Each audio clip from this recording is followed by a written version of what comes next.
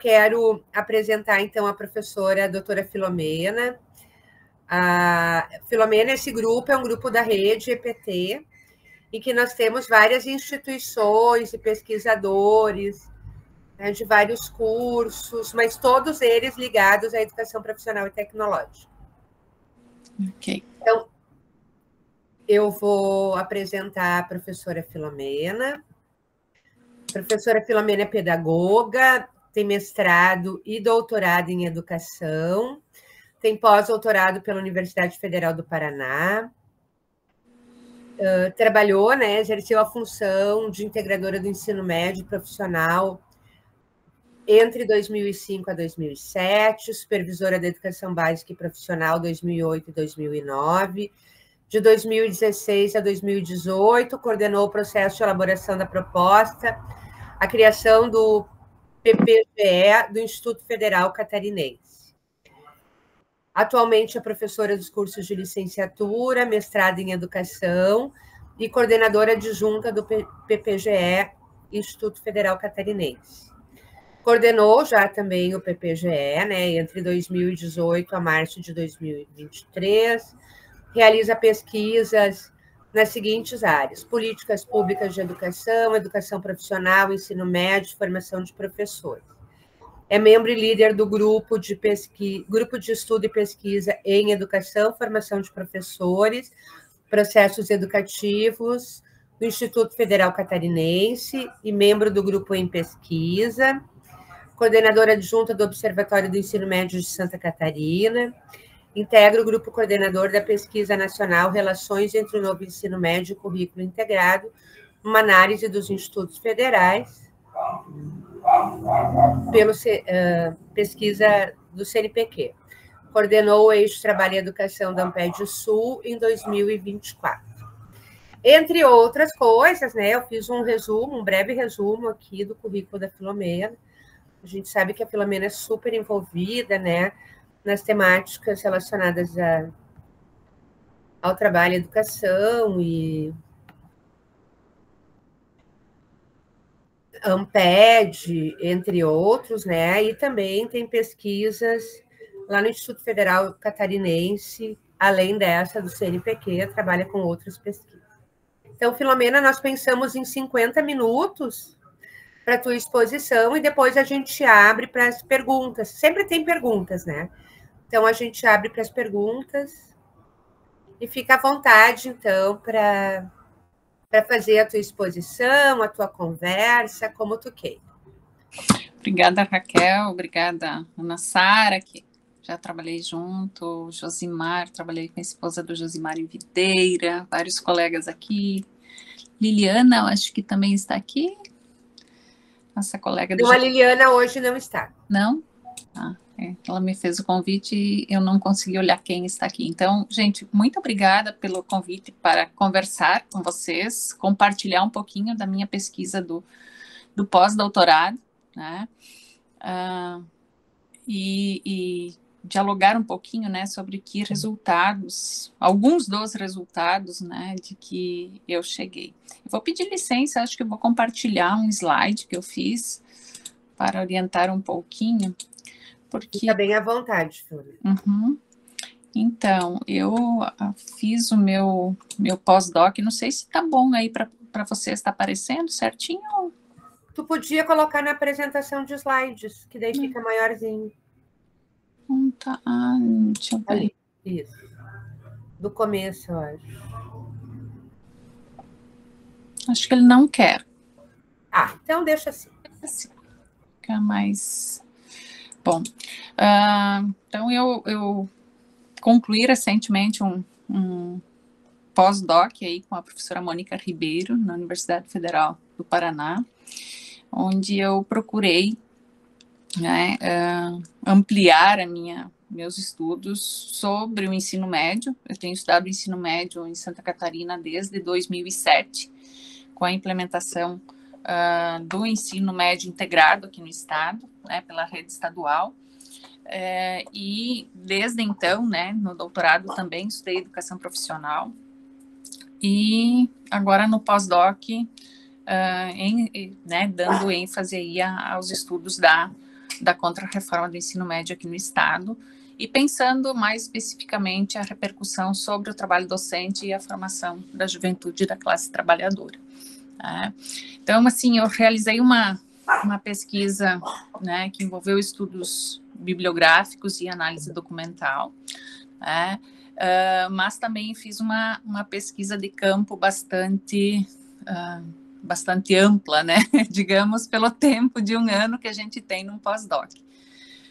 Eu entrevistei 35 pessoas no Estado, né, sendo 5 gestores da Secretaria de Estado da Educação, 4 consultores do currículo base do ensino médio do território catarinense, 6 coordenadores do novo ensino médio de coordenadorias regionais de educação, 3 coordenadores, né, de ensino médio, enfim, ou coordenadores pedagógicos dos Centros de Educação Profissional de Santa Catarina, sendo um agrotécnico, um comercial e um industrial, e 15 coordenadores de novo ensino médio em escolas e SEJAs, né, além do coordenador do Observatório do Ensino Médio de Santa Catarina e o coordenador do SINT. Todas essas entrevistas, então, fiz de janeiro a junho de 2024, e trago aqui, né, apresentando para vocês um pouco dos resultados, né. Eu procurei contemplar todas as regiões do estado e mapear, né, diferentes experiências, tá? Então, assim, nas 15 escolas que eu entrevistei, eu procurei características bastante distintas entre elas, desde ser escola piloto do ensino médio, ser escola de campo com pedagogia da alternância, ser escola do campo em assentamento, escola indígena, escola que ofertou itinerário formativo em parceria com a Telefônica Vivo, unidade do SEJA descentralizado, né, quilombola, escola cívico-militar, enfim, uma série de experiências de formação, a maior escola do estado, uma escola de periferia, enfim, procurei contemplar aí as várias experiências, né, de como a reforma do ensino médio se deu, e também verificar se a formação nas escolas, considerando as suas características, né, e o trabalho docente, apresentavam diferenças entre si, né? E quanto à questão da formação dos estudantes, dá para observar que existem experiências que foi, digamos assim, não sei se dá para a gente dizer positiva ou menos negativa, né? Especialmente naquelas que já têm uma tradição de construção da resistência, né, como as escolas indígenas, a unidade descentralizada quilombola, escola de assentamento, né? Então foram escolas assim que eu percebi que, né, a configuração curricular ela não produziu impactos negativos como nas demais escolas investigadas, né? E quanto ao trabalho docente, nós não podemos dizer a mesma coisa. Então, o trabalho docente ele foi impactado, digamos que de forma igual, independente da escola, né? Então, assim, só mostrando um pouquinho de quem foram os meus entrevistados, algumas escolas, né? Fui do oeste de Santa Catarina, aqui a capital, entrevistando e verificando a questão da estrutura física. Então, nós temos desde escolas com excelente estrutura física, todas salas ambientes, salas com laboratórios, enfim, né? Mas também nós temos, né, escolas que têm uma estrutura física que, por exemplo, aqui é uma foto de uma escola, de um espaço que era a biblioteca, e que virou também a sala de informática, porque trouxeram os computadores para cá, porque na sala de informática foi instalado o laboratório Maker. Então, para a gente ver a disparidade que a gente tem em estrutura física das escolas, né? Então, a reforma aqui no estado, ela aconteceu assim de forma muito, uma adesão imediata, né? Filomena, não tá rodando teus slides, está na primeira, tá está no primeiro slide ainda. Então, só vou passar de volta aqui as escolas para vocês rapidinho, assim aparece, né? Escolas lindíssimas, né, no interior, com gramadinha parado, enfim, o diretor está recebendo na casa, enfim, né? E escolas muito bem equipadas e escolas, como eu disse aqui, que a biblioteca virou tudo, menos uma biblioteca, depósito de livro didático, inclusive, né? Bom, então, como eu ia dizendo, aqui em Santa Catarina, a reforma ela aconteceu com uma adesão muito rápida, com 120 escolas piloto. À época, o Natalino Gione, que tinha vínculo com o Serviço Nacional da Aprendizagem Industrial e o Instituto Evaldo Lodge, em Santa Catarina, né, todos ligados aí à Fiesc, era o nosso secretário de Estado da Educação, né, e a Fiesc teve um papel bastante importante na configuração aí da própria reforma do ensino médio na nossa análise. A tese do Fabrício Sprícigo, do Instituto Federal Santa Catarina, mostra bem esse movimento Santa Catarina pela Educação, encabeçado pela Fiesc, mostrando como que a reforma do ensino médio foi impactada por esse movimento e pelas demandas desse movimento, né, do empresariado catarinense para a configuração da oferta dos cursos, né? Então, mesmo em plena pandemia, em 2019, o Estado não parou, não freou a implementação, né? A gente observou isso no diálogo com os colegas, com os entrevistados, tanto da sede quanto das coordenadorias e das escolas, né? Implantaram aí um currículo com 1.760 horas de formação geral básica, né? E que aqui em Santa Catarina nós já temos, eu vou mostrar para vocês, nós estamos no 5º currículo pós-reforma. Então, nós temos aí uma organização inicialmente que contemplou os itinerários formativos por meio de 25 componentes curriculares eletivos, 25 trilhas de aprofundamento, né, sendo 14 voltadas para as 4 áreas do conhecimento e 11 integradas, mas também as trilhas de aprofundamento da educação profissional, que foram 26, salvo engano aqui. Tá?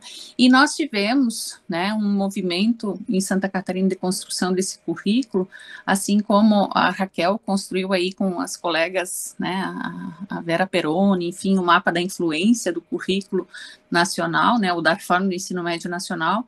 Em Santa Catarina, no currículo, nós temos a presença, né, da fundação de pessoas ligadas, né, a Fundação Lehman, o Instituto Sonho Grande, Instituto Singularidades, Fundação Telefônica Vivo, Somos Educação, Sincroniza Educação, Itaú Unibanco, né? Então, nós temos Terra Brasil Didáticos, Instituto Reúna. Então, nós tivemos aí uma série de pessoas ligadas a essas instituições trabalhando como consultores do currículo. E também catarinenses, né, de universidades comunitárias do Estado, especialmente, né? Então, nós tivemos esse currículo aí construído rapidamente, foram 6 cadernos, né, do currículo que foram construídos no Estado, um deles já totalmente... Gente, esse horário chegam os vizinhos, o meu cachorro começa, me perdoem. Nós temos, então, só um minutinho.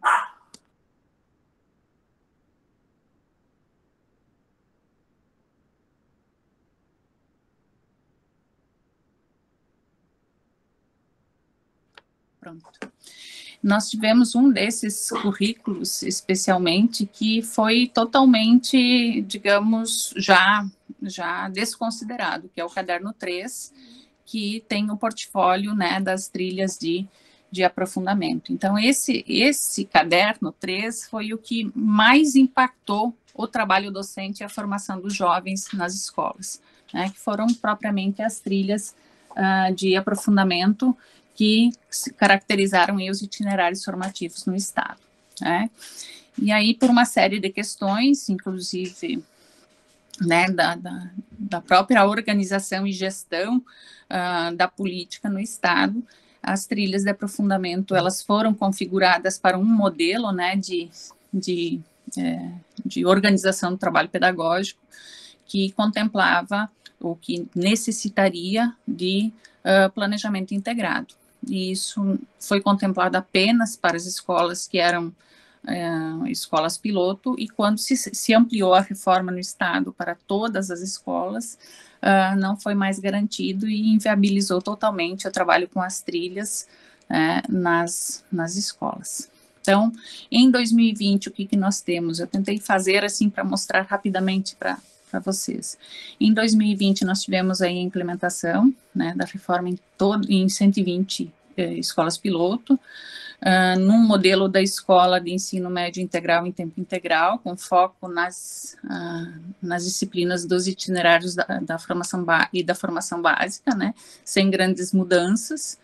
Carga horária de planejamento integrado, a maioria das escolas tinha boa estrutura, né, e se observa aí que tem a elaboração, então, do currículo base do ensino médio do território catarinense, com uma forte presença aí de conceitos das competências socioemocionais, os eixos estruturantes do ensino médio, que não dialogam com a teoria histórico-cultural que fundamenta a proposta curricular do Estado. Então, com a presença aí de hibridismo conceitual nesses documentos orientadores do currículo. Em 2022, então, nós temos nós temos o primeiro ano da implementação em todas as escolas. A matriz curricular, ela era de 3 anos no diurno e 4 no noturno, né? O diurno podia escolher, inclusive, 4 matrizes que variavam de 31 a 50 aulas, mas eles não tinham carga horária de planejamento integrado. Problemas de infraestrutura foram sentidos assim, em várias escolas, que inviabilizou, inclusive, o tempo integral, né? E esse currículo é implementado, então, com formação geral básica, 4 disciplinas eletivas, projeto de vida com 2 aulas semanais. E o ensino médio integrado foi colocado em terminalidade, né? Em 2023, que foi o segundo ano da implementação, né, nós já tivemos aí escolas que foram mudando seus currículos, né, diminuindo o número de aulas, já muitas delas percebendo que não tinha infraestrutura para isso, né. E aqui apareceu 2 vezes essa de 2020. Bom, nós temos em 2024, então, um novo currículo implementado, inclusive com ensino híbrido, né, que foram colocadas aí 25 disciplinas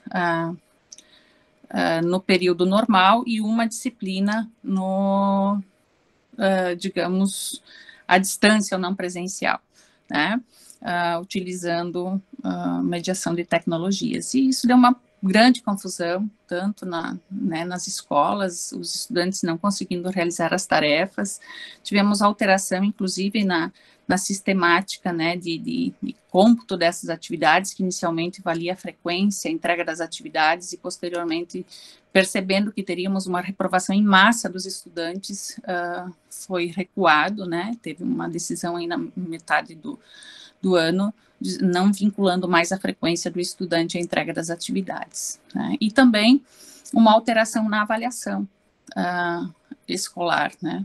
Nós tivemos ano passado, em novembro, nas escolas, final de outubro, a orientação de que não seria mais a média de disciplinas que aprovaria o estudante, mas uma média global.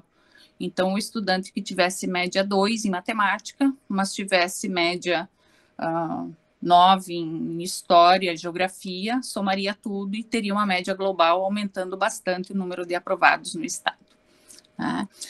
E impactando bastante, né, nas discussões das escolas, né? Então, como eu mencionei antes, nós tivemos, na grande maioria das escolas, uma implantação sem muita resistência, digamos, né, sem uma configuração específica do currículo, mas seguindo esses cadernos construídos, mas nós tivemos também experiências interessantes no mapeamento que eu fiz. Por exemplo, a pedagogia da alternância em escolas do campo, né? Nós tivemos aí projeto de vida nas escolas de assentamento da reforma agrária, em escolas indígenas, com uma configuração distinta. O projeto de vida já existia nas escolas de assentamento, porque fazia parte da dinâmica, né, de pensar a vida em comunidade, a vida no assentamento, a vida coletiva, né, o projeto de vida coletivo desses sujeitos, e nas escolas indígenas da mesma forma. E nas unidades descentralizadas do EJA em comunidades quilombolas, nós não tivemos alteração na matriz curricular da EJA, eles não aceitaram as alterações e continuaram ofertando a mesma matriz. Nós tivemos, então, um currículo diferenciado em escolas de assentamento da reforma agrária, escolas indígenas e SEJA, né? Nessas escolas de assentamento da reforma agrária, eles construíram disciplinas eletivas que dialogassem com o itinerário, que agora passou a ser chamado de itinerário, mas com a formação profissional, né, na área da agropecuária, agricultura familiar, enfim, agroindústria, enfim, onde, né, nos cursos que eles possuíam. Então, e nos CEDUPs a mesma coisa, essa configuração de disciplinas eletivas mais voltadas para a formação mesmo técnica e não as eletivas de empreendedorismo, de educação financeira, enfim, como no restante do currículo, né? E nós observamos, né, que tem a reforma do ensino médio tem induzido muito a educação profissional técnica de nível médio no estado de Santa Catarina, né? Tem inclusive entre os entrevistados, né, de pessoas nas escolas e coordenadorias, eles falam inclusive até de uma certa pressão para a oferta da educação profissional técnica de nível médio, né? Então eu trouxe assim depoimentos que ilustram, né? O governo está investindo no técnico. Nós abrimos MEP em comércio, MEP em hospedagem e sempre teve transações imobiliárias à noite. Quantos MEP você quiser abrir, tu abre. Assim, é só pedir por ofício, né? Então, assim, são cursos, né, de ensino médio integrado que foram pensados não com as escolas e não para cada realidade, mas matrizes construídas, a maioria delas que estão sendo ofertadas nas escolas estaduais hoje são de 31 aulas semanais, com 6 aulas da formação geral básica não presenciais e apenas 6 aulas anuais da formação técnica. Então, que formação, que ensino médio integrado é esse que nós estamos oferecendo, né? Nós temos também, né, outras ilustrações, né? Houve uma pressão assim, olha, a regional de vocês precisa de mais, tem mais escolas, é uma vergonha só ter isso, e coisas assim, né? Então, dos entrevistados manifestarem, né, que teve essa pressão, né? Inclusive, eles mencionam que uma das problemáticas para a oferta também da educação profissional técnica de nível médio é o quadro de professores, que não se tem um quadro de professores qualificado, né? E que não tem licenciatura, apesar deles terem, né, uma formação técnica, a formação pedagógica eles não possuem, o que dificulta, né, esse processo formativo. Né? E também eles falam da qualificação profissional com parceria existente na escola. Embora a qualificação profissional, ela não conte como itinerário formativo. Ela era uma oferta a mais para os estudantes do primeiro e segundo ano, especialmente do primeiro ano do ensino médio, né? E o governo do estado criou um programa chamado CATEC, Catarinense Técnico, com oferta de cursos concomitantes nas escolas estaduais, né, e com contratação, então, de professores da rede estadual. Então, num turno, o aluno faz, né, a matriz do ensino médio, e no outro turno, especialmente à noite, esse catarinense técnico. Então, de forma bem rápida, né, essas foram algumas das questões né, da questão da configuração curricular, e eu trouxe elas primeiro para mostrar como essas questões, então, repercutiram sobre o trabalho docente, né, e sobre a formação dos estudantes, né. Então, sobre a precarização do trabalho docente, um dos entrevistados, ele disse que entende, né, que o maior impacto, né, é o professor ter que escolher entre ficar só com a sua disciplina, né, que é habilitado, e trabalhar em 2, 3, 4 escolas, né, ou ele, né, abraçar uma porção de disciplinas, né, com eletivas, com as próprias trilhas de aprofundamento, enfim, ficar somente numa escola, mas ministrando disciplinas que ele não se sente, então, habilitado. Então, isso é uma precarização, é entendido como uma precarização do trabalho docente. Um outro impacto, né, que eu observei nas falas dos meus entrevistados foi a insegurança do trabalho docente, né? O professor se sentindo inseguro, né? E em muitas escolas se ouvia, não, ninguém se sentiu seguro, o professor não se sentiu seguro, nós não nos sentimos seguros para orientar esse professor, enfim, né? Então, produziu aí uma insegurança bastante grande sobre o que ensinar, né?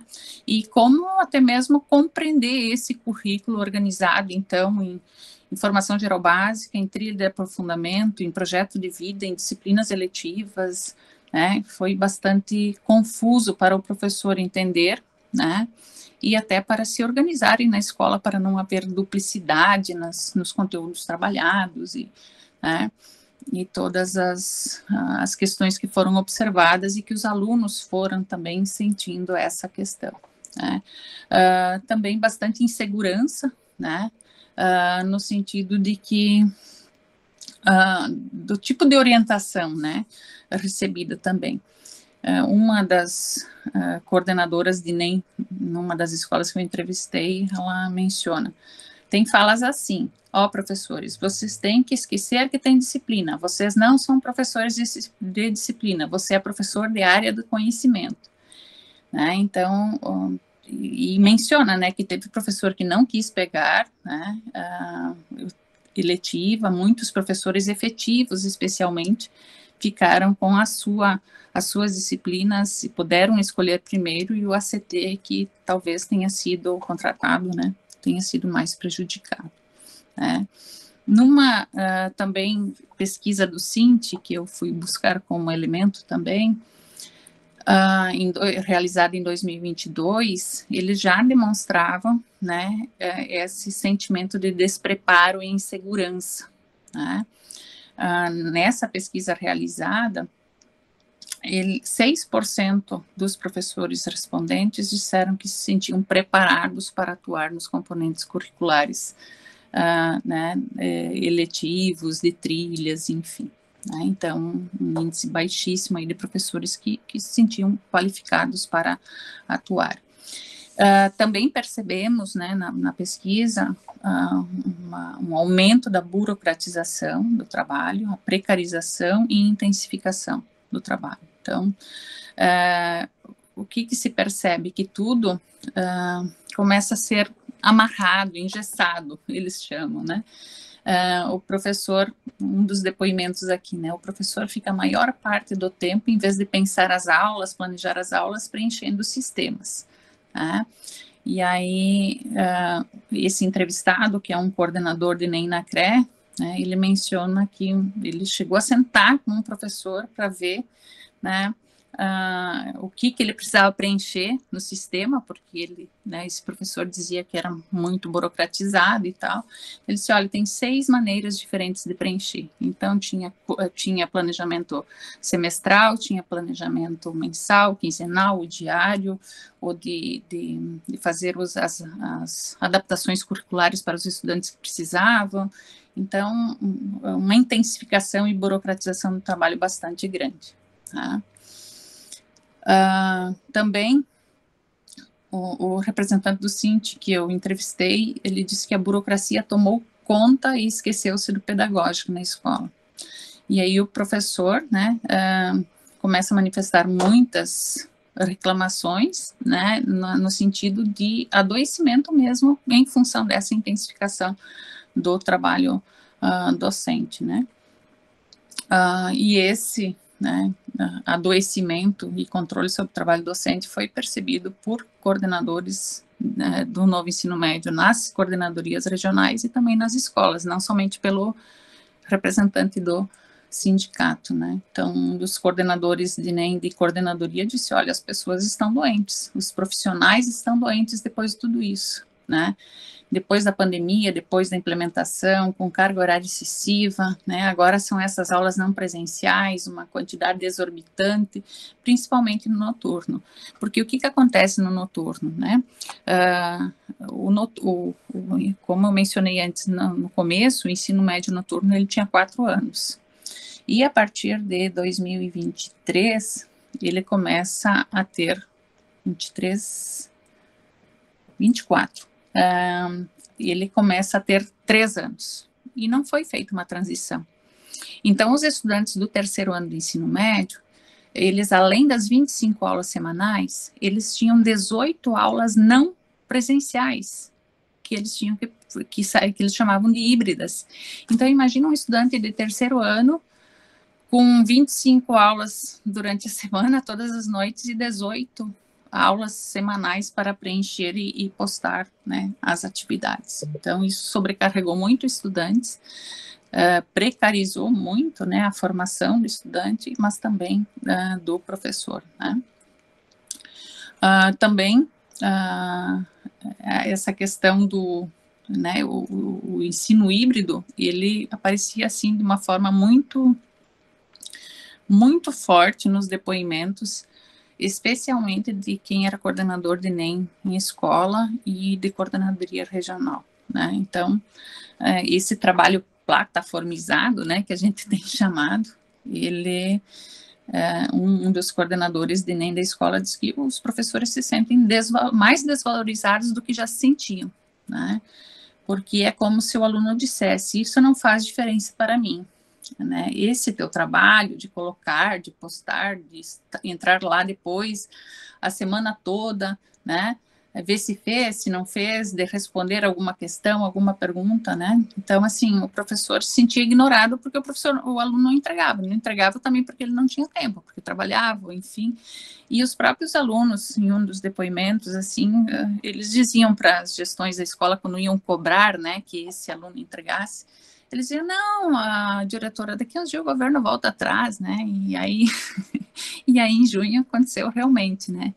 Então, a própria gestão da escola que cobrava dos estudantes, coordenação pedagógica, se sentiu, né, também desvalorizada, e também o seu trabalho, né, questionado, né, não, tem que fazer, porque vai ser assim, porque vai reprovar, e daqui a pouco vem uma normativa que diz que não precisa mais registrar a falta, né.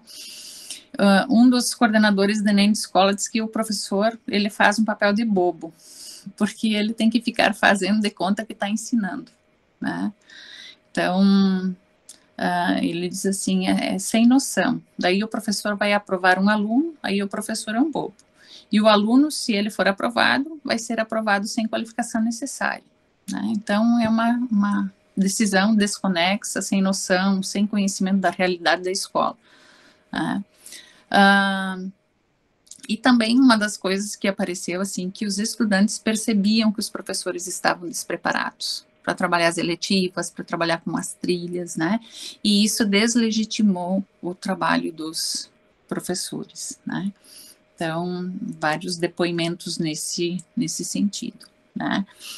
E todos aqui estudaram reforma do ensino médio, sabe, né, que uma das razões era que os indicadores educacionais precisavam melhorar, né. E aí, nas escolas, né, durante as entrevistas no ano passado, eles diziam, não, os indicadores não melhoraram, né, o desempenho dos nossos estudantes não melhoraram, tanto é que no final do ano, quando vem, né, o retorno aí da avaliação do IDEB em Santa Catarina, o ensino médio foi, né, um desempenho muito aquém do que eles esperavam que se teria.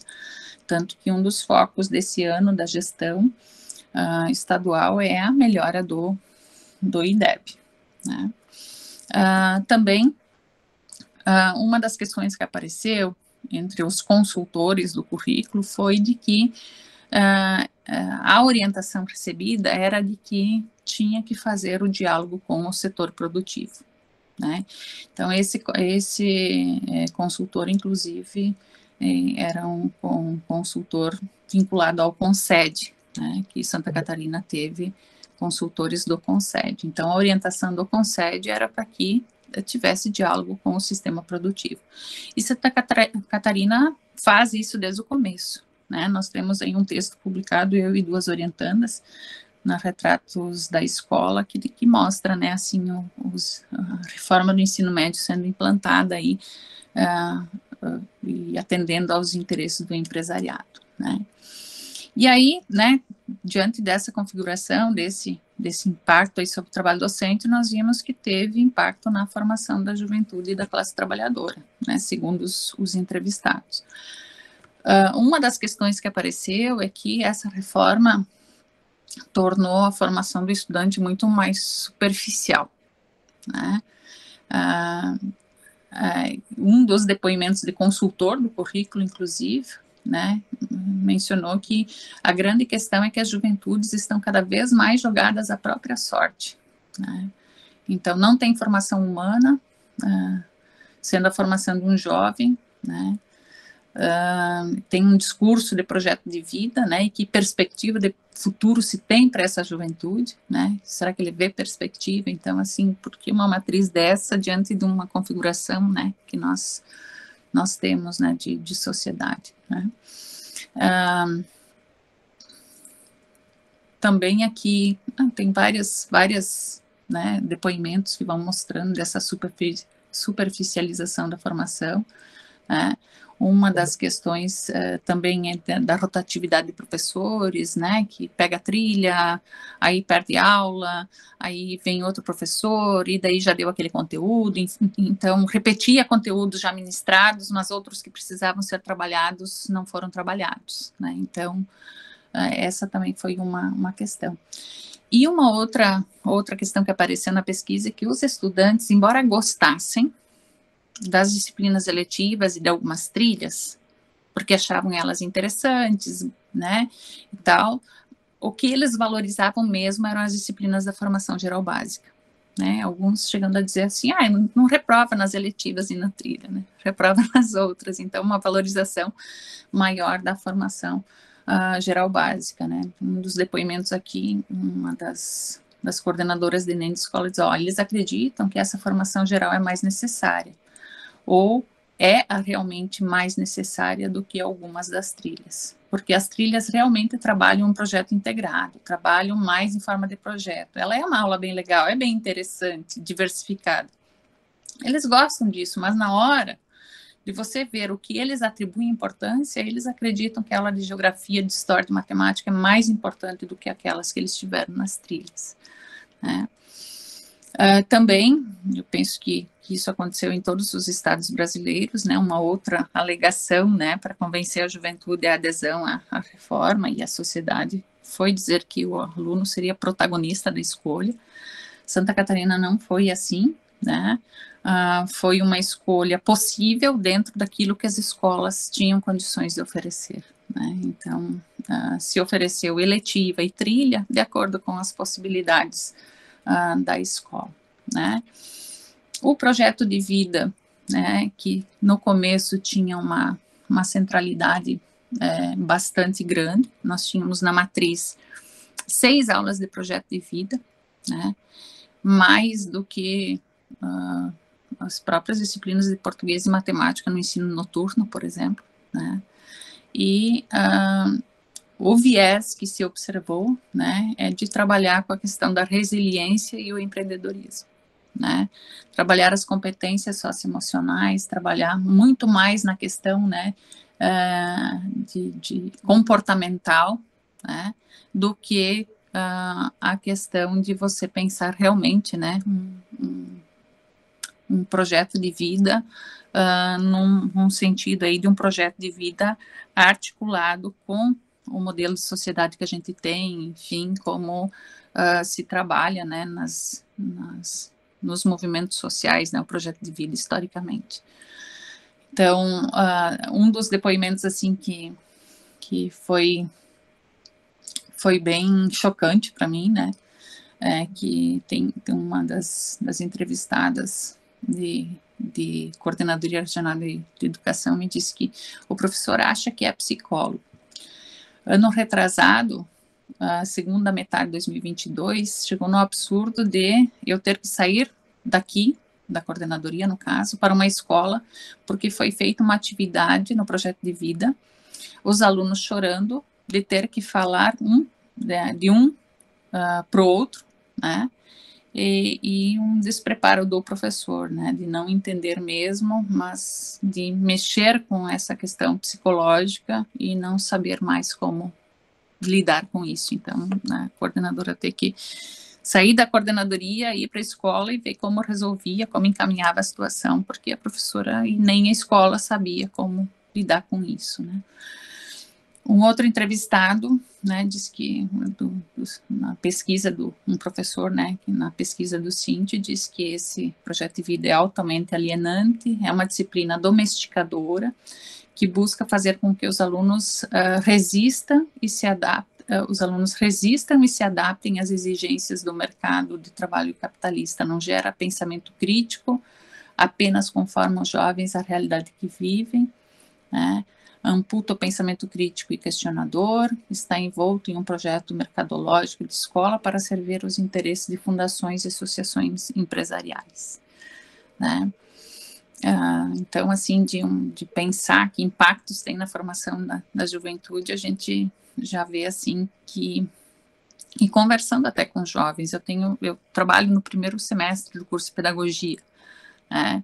E eu tenho 3 alunas que algumas semanas atrás eu estava conversando com elas, que elas concluíram o ensino médio no ano passado.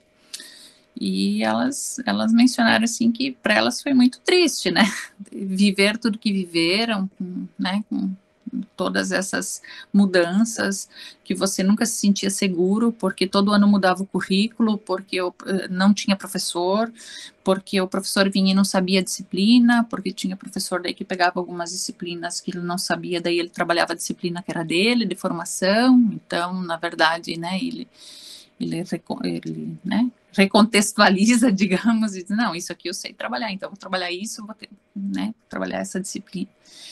Então, a gente percebe que a reforma, ela impacta muito seriamente, né, na formação do jovem, piora a formação, porque não perde informação geral básica, e também as demais disciplinas acabam não tendo, né, o viés pretendido, porque o professor não domina aquele conteúdo, não é formado para aquilo, né?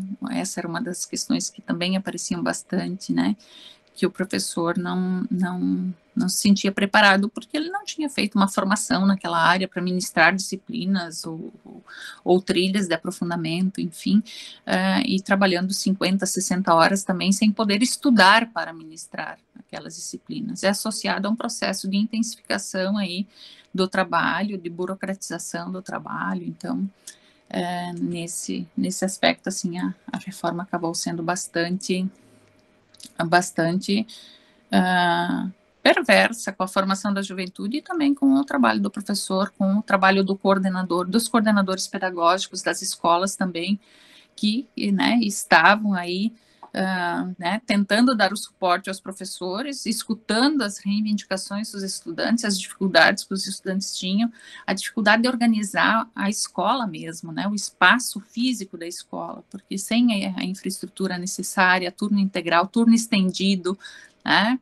Então, teve escolas, assim, que tinha aula até 1h15 da tarde, 1h30 começava o turno da tarde, né? Então, essas pessoas, elas ficavam na escola sem ter um tempo para almoçar, muitas vezes, né? Então, estendia de manhã, estendia à tarde, à noite a carga horária não presencial, depois que pesou muitíssimo, né? E, assim, chegou um ponto que os professores, né, e gestão da escola, para ajudar esse aluno que estava em vias de reprovação, né, de utilizar o tempo presencial para levar para o laboratório para fazer atividade não presencial, né.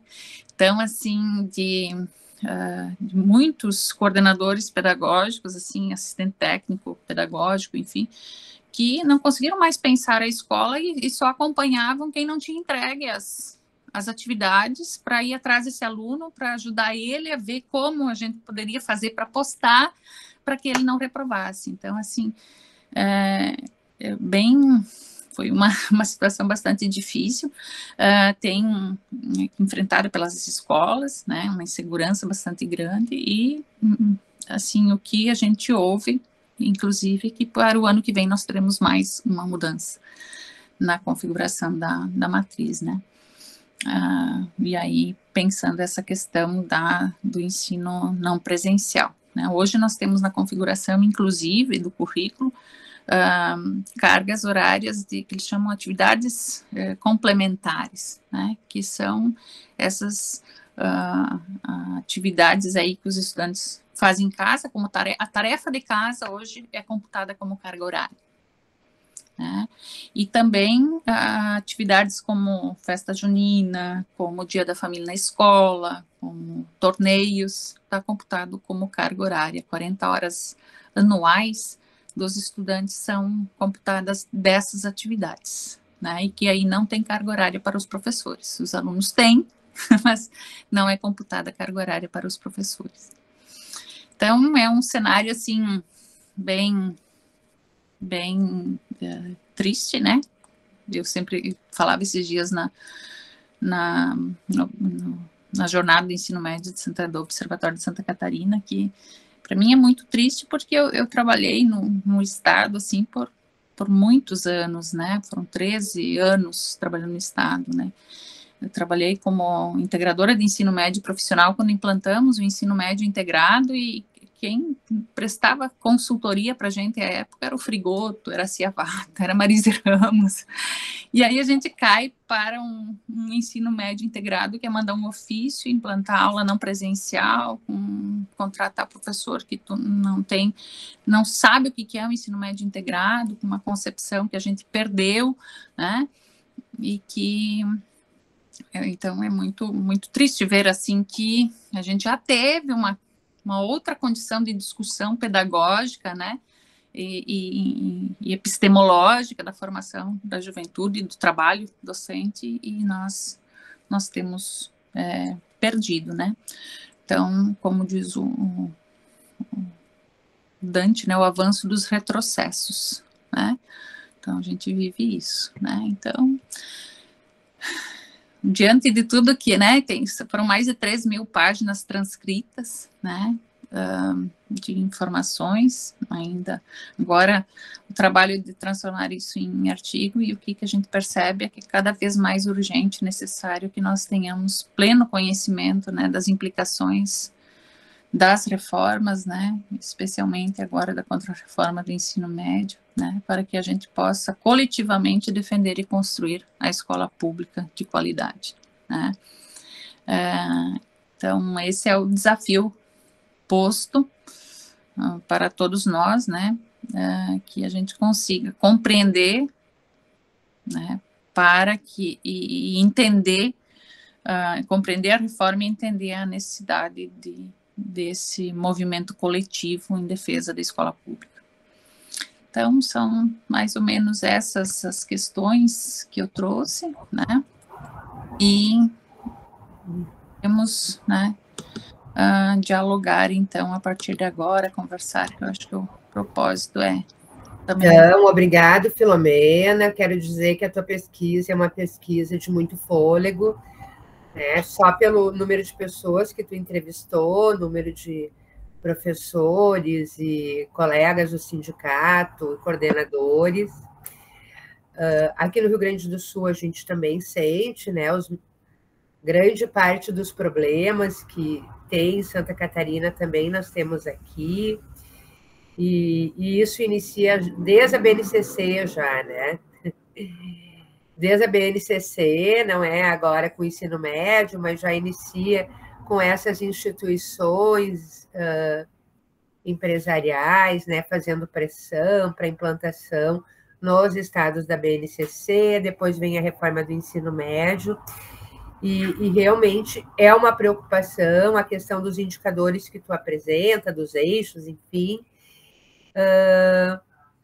E quero te parabenizar, né? Nós, o grupo, queremos te parabenizar pela excelente apresentação. Quero dizer também que eu não falei no início, hoje a Filomena é a coordenadora da pesquisa NEM nos IFES. Né? A gente trabalha em conjunto, mas a coordenadora hoje, atualmente, é ela. Então, a gente faz uma rodada, né? Acho que a gente pode fazer uma rodada de questões. Quem tem questões já pode levantar a mão. Dúvidas, comentários.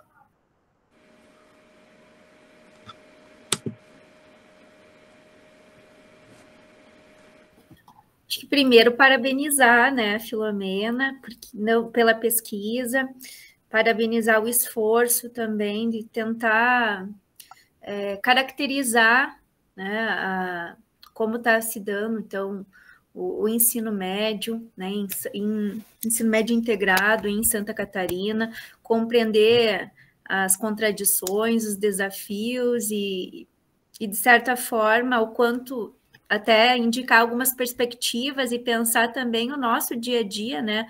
Hoje nos IFES, que também temos, né, a questão do ensino médio integrado, que apesar de ter bases conceituais, né, nos IFES bastante...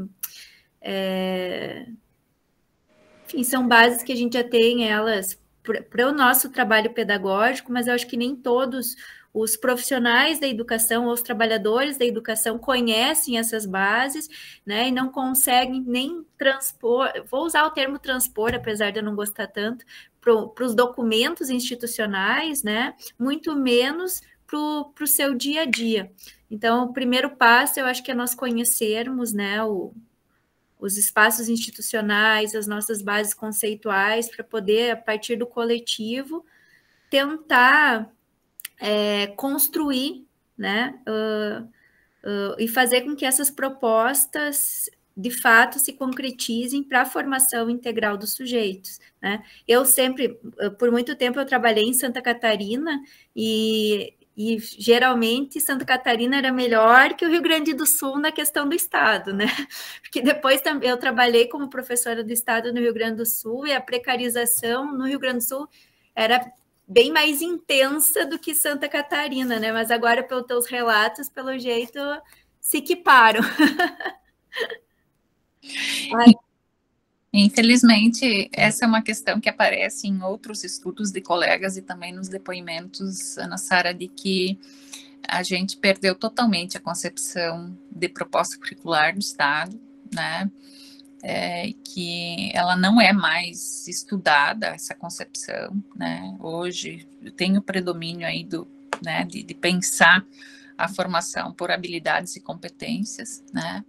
E isso, assim, principalmente pela própria configuração também, né, Ana Sara, do corpo docente no estado de Santa Catarina. Até ano passado eram 65% dos professores do ensino médio contratados temporariamente, né?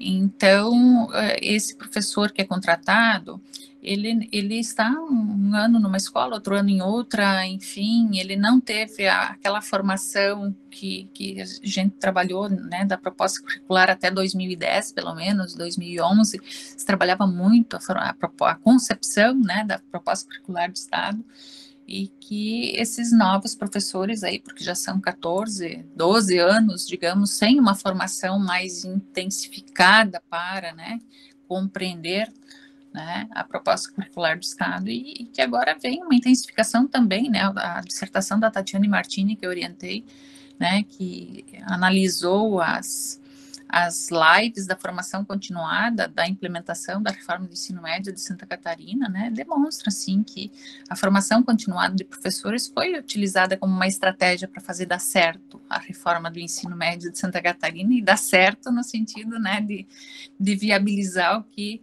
quem elaborou o currículo pretendia, dar certo no sentido de entender o que é projeto de vida, da questão da utilização de metodologias ativas. Então, o foco da formação foi basicamente, né, nessas áreas, né. Acho que é muito também isso do que a gente fala, do que a Cássia fala, né, da flexibilização do trabalho o tempo inteiro, e também a gente tem, o tempo inteiro muda as nossas políticas educacionais, muda o governo, muda a política, né, e acaba não não conseguindo implementar algo que de fato se concretize.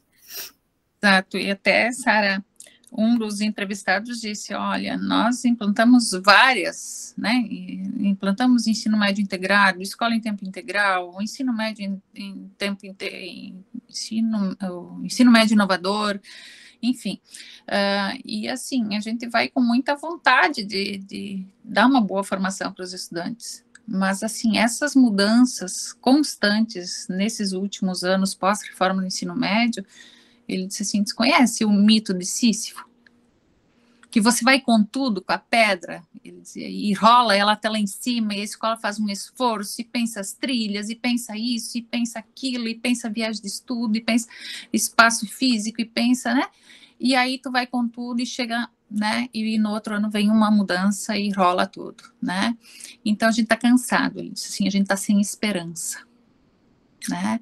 E isso é muito triste, né? Quando tu escuta assim, e eu conheço, né, há muito tempo esse professor que fez esse comentário, uma pessoa muito comprometida com a educação há décadas, né? Ele disse, olha, eu perdi a esperança, eu não tenho mais esperança. É horrível isso, né? É horrível. Como é que a gente vai transformar a escola de novo num espaço de esperança para a juventude? Vou passar a palavra para o Josimar, pode ser, Ana? Ok, Josimar, fica à vontade para as suas considerações. Então, boa noite a todos. Eu gostaria de perguntar para a Filomena, porque eu resido aqui em Chapecó, né, em Santa Catarina, trabalhei muitos anos numa universidade aqui, formando professores, e o que a gente vê, essa universidade, por exemplo, ela não tem mais licenciatura nenhuma, e nós tínhamos praticamente todas. Eu creio que as demais universidades do Estado, do sistema CAF, que são as comunitárias, né, também deve ter tomado essa, ou se não todas, mas assim, quase todas devem ter fechado os cursos, né? E a pública, eu também tomo como referência aqui Chapecó, a Fronteira Sul, que está também com poucos alunos, né? Nas licenciaturas que abriram, em Erechim também tem poucos. Aí eu falo um pouquinho ali da UPF também, fechou as licenciaturas, a URI, enfim, essas instituições, né, tradicionais que vinham formando professores, porque eu quero chegar onde a Filomena falou, né, que dava aquele movimento da proposta curricular e tal e tal. Então, se hoje, né, você tem essa leitura, né, de que a coisa não está tão animadora, eu creio que os próximos tempos também devem até piorar, né, em função dessa formação inicial, que por mais que eu não sou resistente à modalidade em si da educação à distância, mas que tem críticas severas sobre, né, da forma como, pelo menos até agora, né, agora saiu o marco regulatório e tal, mas vinha sendo feito, né. Então eu pergunto para você, tu tens algum indicador, né, nesse sentido? Quer dizer, onde é que está sendo formados professores para o ensino médio, que seria as licenciaturas, de modo geral, né? Os anos finais do ensino fundamental e do ensino médio, né? Onde é que está sendo formado ou não está sendo mais formado? Se está sendo formado, será que não vai ter um apagão, como estão falando? Como é que você vê isso, Filomena? Então, a gente sabe que no estado de Santa Catarina e no Brasil, né, a maior tendência é de uma formação de professores, 80% da matrícula da formação de professores está nos cursos à distância, né, e que a gente sabe que, né, por mais que tenha um esforço muito grande, né, um curso não presencial de formação de professores, ele não é, né, não consegue, talvez, fazer esse esse movimento mais articulado com a prática, né, com as escolas, com o diálogo com as escolas. Eu acho que isso também acaba, muitas vezes, quando esse professor formado nos cursos à distância chegam na escola, né, de até se desmotivarem com a profissão, inclusive, José. Porque, assim, um problema é o baixo número de formados. O outro é aquele que forma, vai para a escola e chega na escola e não se identifica, né, muitas vezes com a própria docência. Vai fazer outra coisa, enfim, procura outra área, né? Então, tem um aspecto, Josimar, que eu não investiguei ainda, mas que está na minha... A gente sempre põe né, está na minha listinha de coisas que eu preciso investigar, porque estávamos na reunião, na jornada do Observatório de Ensino Médio, agora em maio, lá em Lages, do Observatório de Ensino Médio de Santa Catarina, e conversando com alguns colegas que são professores, né, nessas universidades comunitárias, que hoje tem aí o programa Universidade Gratuita, né, e que mencionaram ter ampliado e sido reofertado o formato presencial de licenciaturas, por conta desse programa, né? Agora, quantos são, que cursos são, se persistem, enfim, eu acho que cabe um estudo, né?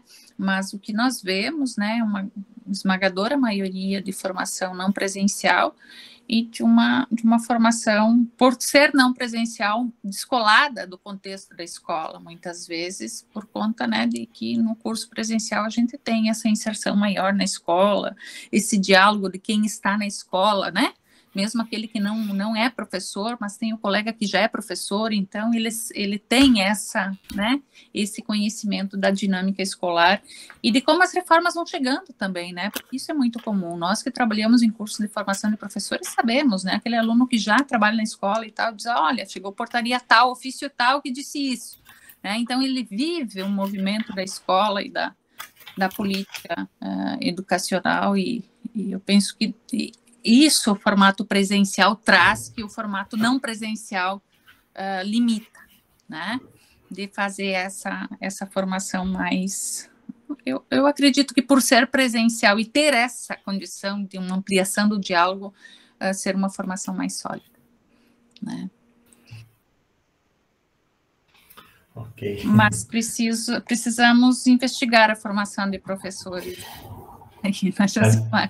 Mas é bastante difícil de investigar essa questão, né? Porque é uma caixa preta, né? Essa questão da formação na modalidade de educação à distância, principalmente das privadas, né?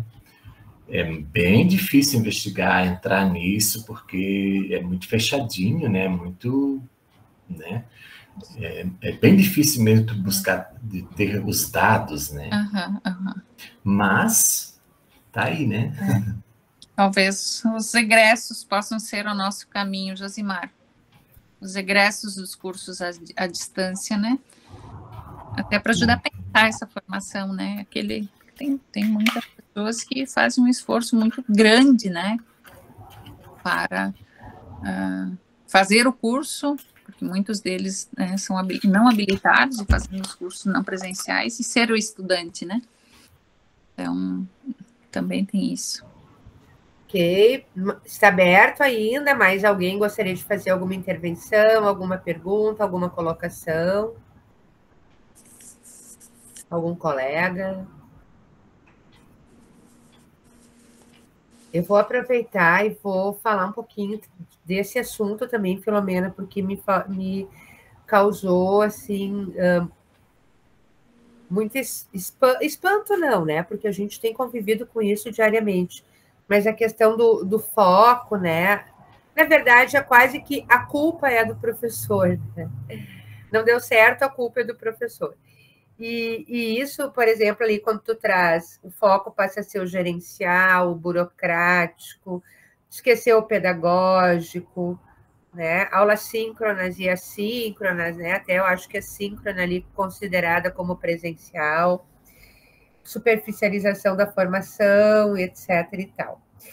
Então, eu, tendo em vista as notícias das últimas semanas, né? Daquela professora do Paraná também, que foi muito chocante, mas ela foi uma, mas tantos outros, né, que adoecem nas nossas instituições.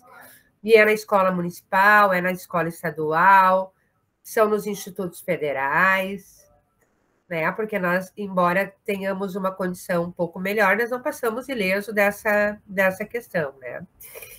E me faz pensar, assim, realmente, né, o quanto, talvez, daqui a um tempo, a gente vai ficar sem professores.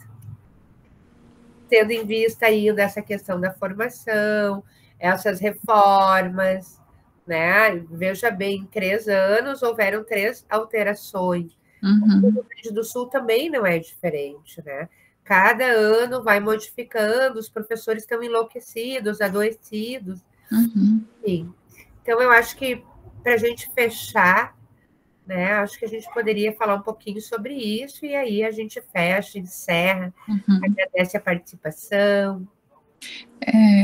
Raquel, essa questão do adoecimento docente, ele não é uma questão localizada em um ou outro estado, em uma ou outra rede, né? Esses processos de intensificação do trabalho, a própria mesmo, os controles sobre o trabalho docente, né? A informatização dos sistemas, né? Essa questão da vinculação das reformas, enfim, a melhoria de indicadores, né?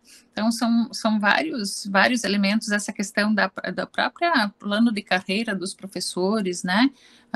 Do aumento do número de aulas, da desvalorização mesmo financeira, né? Que se tem nos salários, ou um plano de carreira que não estimula também a própria continuidade nos estudos, porque a remuneração acaba não compensando muitas vezes. São vários elementos aí que têm levado o professor a se questionar sobre, né, a docência, sobre o seu trabalho, né, e adoecido mesmo, assim, não, em todas as esferas, né, municipal, estadual, federal, a gente vê isso no dia a dia da gente, né, de como a gente tem esse processo de intensificação do trabalho. Acredito que nas redes estaduais isso está mais intenso, principalmente em função da reforma do ensino médio, né, e essa, eu acho que insegurança também, né, esse eu acho que é um fator que mexe muito com o professor, né, dele se sentir inseguro para ministrar uma aula, né, porque não domina aquele conhecimento daquela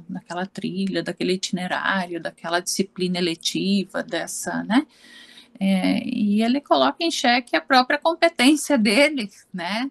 Então, são vários fatores que vão se somando, né? Intensificação do número de alunos, turmas mais cheias, mais escolas, mais disciplinas, né? Então, é perfeitamente compreensível esse processo de adoecimento, né?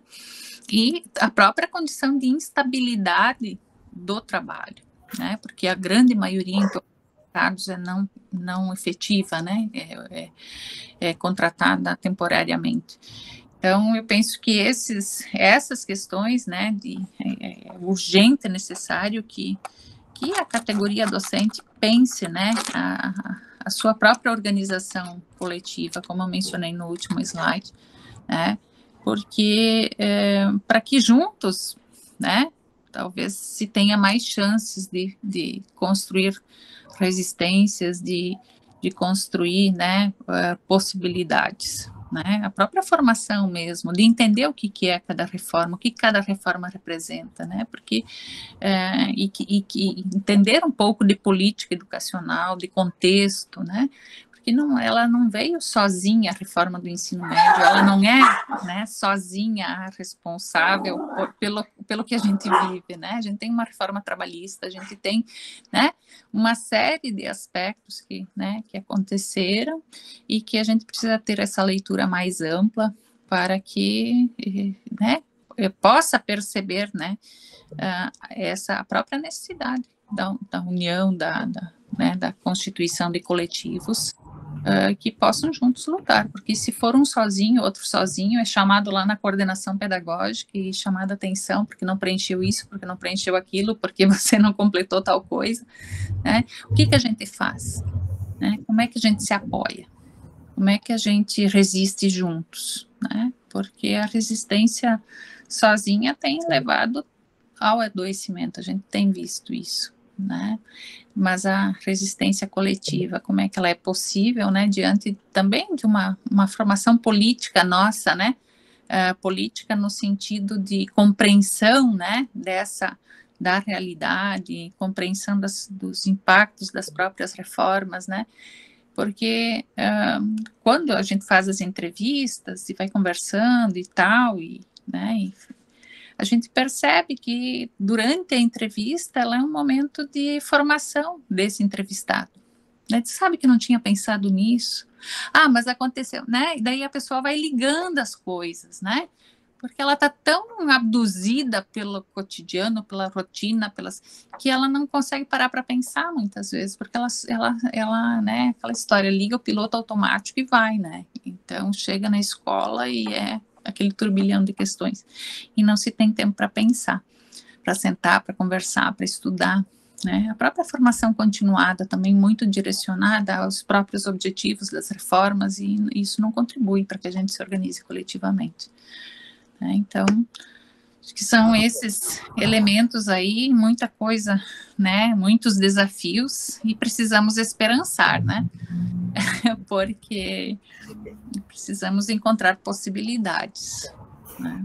É muito importante que os nossos grupos, as nossas redes,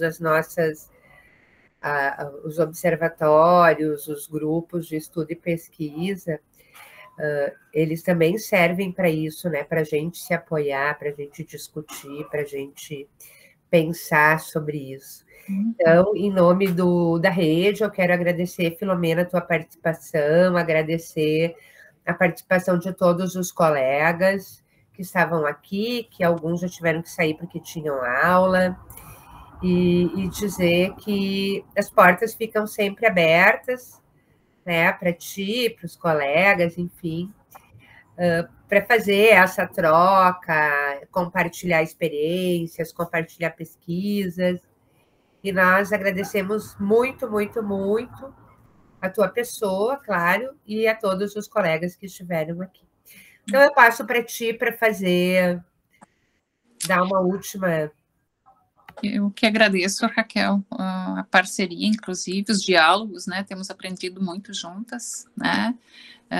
Continuaremos aprendendo muito juntas, e eu penso que esses momentos são muito ricos, né? Porque nas trocas, e toda vez que a gente vai compartilhar o resultado da pesquisa também, a gente percebe outras coisas, né? Outros limites, outras possibilidades, né?